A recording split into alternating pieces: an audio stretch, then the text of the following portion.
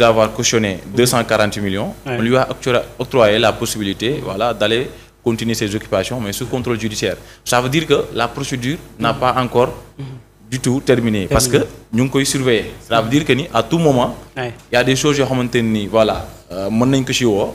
L'instruction est en cours, ça continue. À tout moment mën nañ gisaat que ni voilà.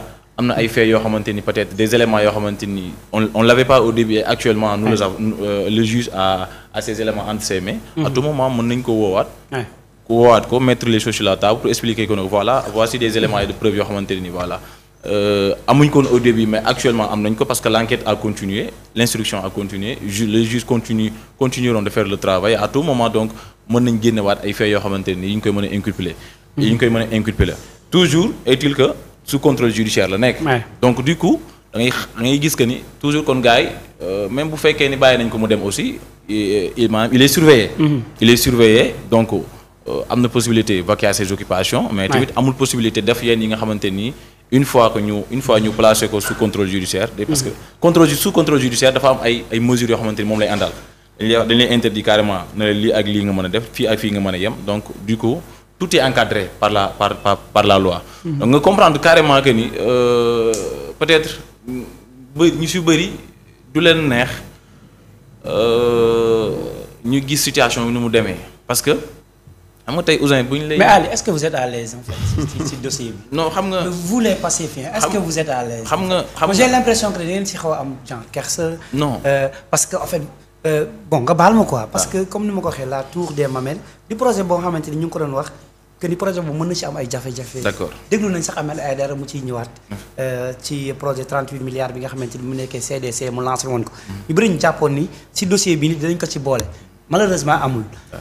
En fait yéen pourquoi ngeen sentir benn défaite quand je vous entends parler j'ai l'impression que da nga am déception quoi. Ouais Ouzin. yéen waa Pastef ah. D'accord peut-être yow loolu sa impression la en fait. sa impression la tu es hésitant quoi. non c'est yow loolu sa impression.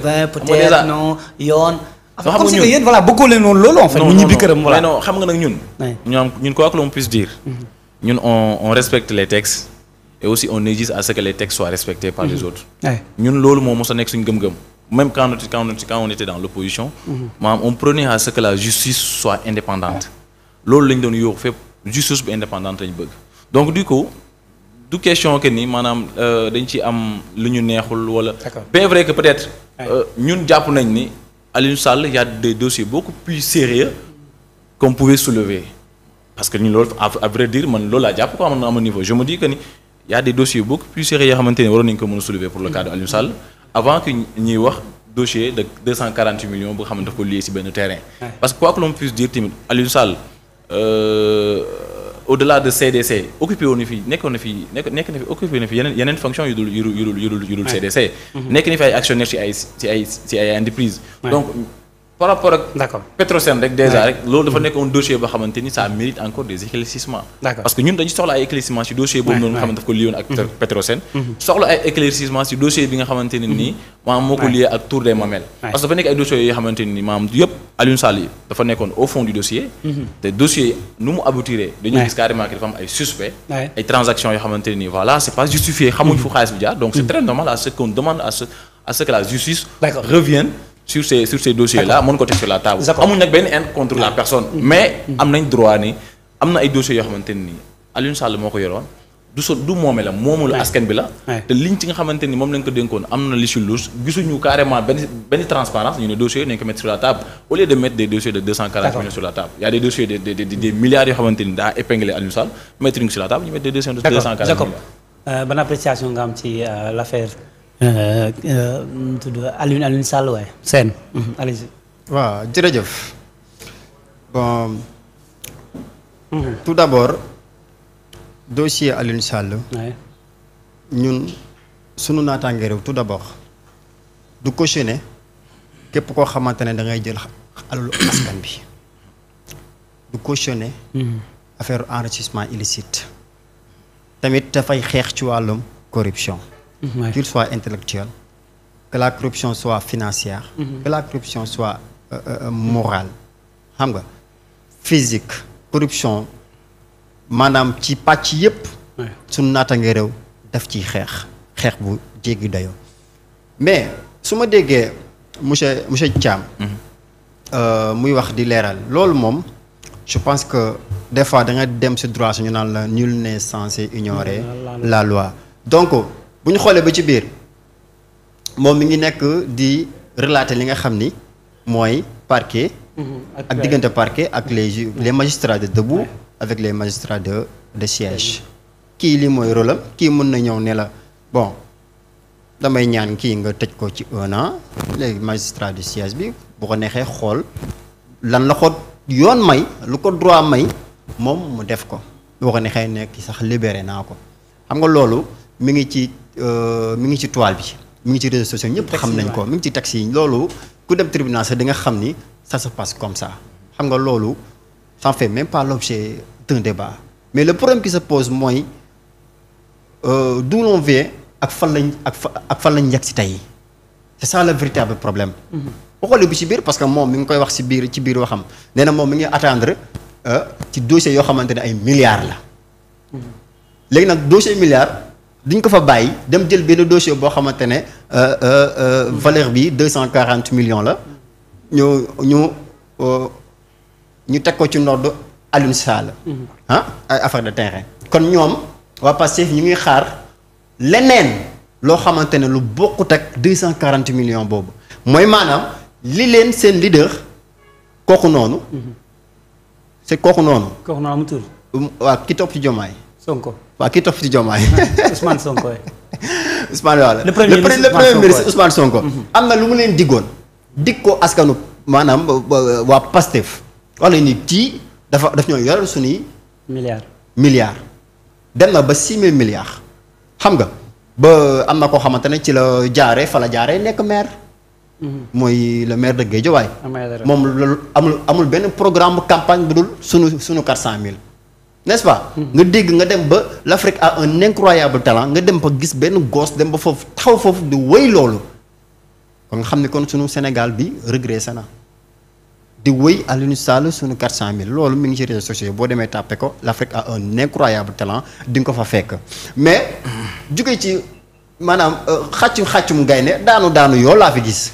ah bon waaye bien sûr xàccu gaynde xiir yaakaar ni yaay gaynde gi boo ñëwee da ngay teg lépp sur la table nga ñëw indi ñu benn dossier boo xam ne 240 millions entre benn te ci boo xoolee ba ci biir nee na valeur bi 1 milliard la woon mais moom mënu koo jënd moom rek d'après ce que l'on a dit mënu ko jënd moom rek mu dem xool ñeneen ak ñeneen ñu ma ko mën a bokkal pour mën kaa jënd léegi nag bon Syntef li mu fi nekkee ñëpp xam nañ ko moom mii si jëm boppam moom monsieur Thiam bu commencé woon def ñaata nit ñoo fi yor ay compte plus de 10 millions y en a beaucoup. Mais pourquoi ñu cible ci Aliou Sall moi je suis pas l'avocat du diable man c'est pas la personne de Aliou Sall mais ñun. que le diable ciblage ci am quoi. mais bien sûr parce que boo xoolee ba ci biir Sénégal est-ce que Aliou Sall rek moo fi am compte moo fi am 240 millions maanaam Syntef li mu lay toppee maanaam nit ki bu ñu gisee ne transaction bi ëpp na 10 millions boobaa day commencer jël information bi daal koy relayer yóbbu ko pour ñu jéem ci def ay enquêtes. pour ñu jéem a xool. mais parfois ay signalement lay doon parfois. voilà ay dañuy signaler seen type aussi. voilà signalement yi moom mooy li ma la wax noonu. léegi nag est-ce que moom Aliou Sall moom rek moom moo fi yore compte boo xam ne ëpp na 10 millions. c'est pas compte mais immeuble li mu war immeuble waaw xam nga tey jii nii transaction la. xam nga transaction yi am na la plupart bon am na yoo xamante ne bu dul liquide day jaar ci banque. léegi banque boobu nag fi mu jaar. bu excédé bu passé 10 millions. ci la kii di commencé am information bi commencé jàll foofee. parce que ñoom yoon daf leen a exiger pour ñu koy jaarale foofu. maintenant bu ñu xoolee ba ci biir xam ni Sénégal am na ñoo xamante ne yow amaana sax Ouzin yow sax sa compte am na plus de 10 millions. waaw xam nga kon damay ragal sax kon Syntef non ñaawul ma la xam nga non dama non xam nga waxuma noonu sax mais damaa xam ni kenn ku ne war na ko war a mën a yore. quand même. franchement ku liggéey. war nga ko war a mën a yor. l'essentiel mooy na liggéey bi set. na jaar yoon. na nekk liggéey boo xamante ne liggéey bu digne la mais ku leen dégg jamono ji xam ni waa Pastef déception bi ñu am ci wàllum Aliou Sall dafa rëy franchement. xaaruñu woon lii. dëgg la nag yoon la est-ce que mu ñu ci jàngati que ni xëy na yoon mi ngi def liggéeyam duñ ko. waaw xam nga yoon parce que en fait nit ki li mu bëgg. son vouloir c'est-à-dire que li mu bëgg. bu contraire bi amee aussi ça veut dire quoi en fait su dee ci dëgg la lalu. on peut penser sinon dire que ni yoon mooy def liggéeyam. waaw mais déedéet yoon mooy def liggéeyam dëgg la loolu à part la. mais nag diabolisation bi nag loolu fu ñu koy teg. jàpp nit ki yàq ko yàq ternir image am. ne diw sàcc la diw il a bouffé tout l'argent du pays. allez yéen a wax loolu. ah. jël na suñuy milliards. mais ñoom loolu la ñu wax. léegi nag loolu boo ko waxee nag après nga dem bu ci biir yoon def liggéeyam jox ko dëgg qu'est-ce que tu vas dire est-ce que da ngay taxawaat fi nga taxawoon wax ni diw moo jëloon suñuy milliards. da ngay taxawaat foofu wax ni. ndax xam nga bari na am na ñu commencé di jéggalu. Karim moom plateau bu mu dem jéggalu. xam nga. man qui soit APR. Pastef suñu naataangee réew au sein de suñu naataangee réew nous-mêmes. transparence la ñuy woote. corruption bëgguñu ko. enrichissement illicite bëgguñu ko. yoon loi et règlement rek lañu bëgg. ci réew mi. c'est une contradiction ce qu'il vient de dire. ah bon ban contradiction. une contradiction bi extrême. ban contradiction c'est-à-dire. tu ne peux pas me dire que yéen seen naataange réew. suñu naataange réew suñu naataange réew. dafa bokk ci ay principes am. yi muy dégager. mooy corruption zéro. mënuloo inscrire ci sa agenda. corruption zéro. nga gis CENTIF liggéey bi muy def. di xeex corruption. tu te mets à dénoncer le travail qu'il est en train d'abattre actuellement. non attends doucement. non attendez non bul yàq sama wax tamit. ah mais non si. non bu ko yàq xam nga ma ne bu ko yàq. tu sais pourquoi. xam nga ma ne bu ko yàq. doucement non après da ngay continuer. pardon xam nga man xam nga ma ne non du ma la bàyyi foofu parce que su ma la bàyyee nga dem day mel ni comme si que da nga yàq suma wax. non. xam nga ma ne da nga yàq suma wax. parce que nekkuma dama la ne sama biir wax nekkuma di dénoncer liggéey bi CENTIF di def attention dénoncer liggéey bi CENTIF di def. ak dénoncer li nga xam ni moom la nit ñi di teg ci ndodd nit ñi bokkul ak yelleef doomu aadama tamit dañ koy préserver. parce que tu as dañ ciy nekk. da nga dénoncer 5 non doucement da nga dénoncer 5 le fait que Aliou Sall a été convoqué sur un dossier de 240 millions. tu te dis le pourquoi Aliou Sall a été convoqué il n'est pas le seul Sénégalais à détenir 240 millions. dans ses comptes bancaires. donc si tu dis ça.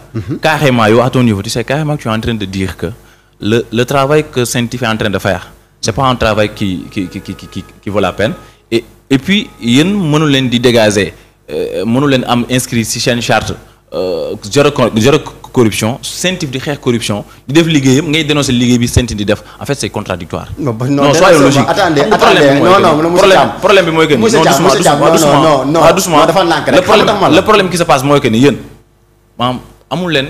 du question problème mu gis-gis wala problème peut-être ay principes yi nga xamante ni peut-être moom ngeen inscrit seen agenda xam nga le problème que vous avez maanaam contre benn parti boo xamante ne nii à tel point que lépp li nga xamante ne nii régime bi def nga ko dañ koy jël moom la ko parti ba ne c'est le parti alors que y a un régime sur place. y a un gouvernement sur place. régime Pastef non waaw d'accord. régime Pastef la waaw d'accord maanaam mais le travail qui est en train de se faire du Pastef mooy def le travail qui est en train de se faire au niveau de l'État. État dafa am nu muy fonctionner l'État est différent du parti Pastef bien vrai que ni Pastef moo ñëw accéder au pouvoir mais le président de la République bi mu yegsee au pouvoir sax d'abord lu mu njëkk a def mooy dafa dëkk démissionner ci parti bi donc pour te faire comprendre comment ça se passe. démissionner na ci parti mais démissionner wul ci conseil de la magistrature. léegi yow bu fekkee da nga bëgg di dénoncer da nga bëgg wax ne amuñu woon CENTIF lan moo tax mi convoqué Aliou Sall ci 240 millions. te yow nga ne yéen lan moo tax de. ah dama ne lan moo tax de dama la ne. fi ñu jógee. déglu bu baax la mu la wax monsieur Thiam. attendez ci coow li nga bëgg a wax coow lii. fi mu jógee. mais coow bi amul importance je pense wala. xam nga am na importance aussi. ah bon mais conseil képp ku mu mënti doon. da nga am droit ak sa image. ak ku mu mënti doon. mënoo di xeex lii xam nga di xeex lii. déglu ma rek bëgg lii à la fois. ñun yéen loolu di xeex kon dëgg la ñuy xeex. mais dëgg léegi li CENTIF def du dëgg. dëgg la ñuy xeex. waaw li muy def nii léegi lim la. non li ci ginnaaw dëgg nag dafa am lu ko lal li CENTIF di def sànq bi may wax maanaam y a plus de y a d'autres personnes yoo xamante ne am na seen compte ëpp na loolu. lu ñu doon la ma tax owuñu leen la ma tax ñooñu owuñu leen. on va demander ça à CENTIF. on va demander ça à CENTIF. lu tax woowuñu leen. d'accord léegi nag moom pour nga léegi nag moom bu taxee fii wax lii. donc kon yaa ngi avoué loolu mooy remettre en cause le travail que CENTIF est en train de faire. xam nga remettre en cause. ma ne la dégg lu ma la wax. loi et règlement. nit ki bu defee def na. bu defee na répondre justice bu deful bu kenn toog fii di diaboliser di indi ay dossiers yoo xamante ne kenn xamul la fu mu jógee. d'accord alors pour avancer un peu pour njëkkanteeg li temps bi Ali. pourquoi maanaam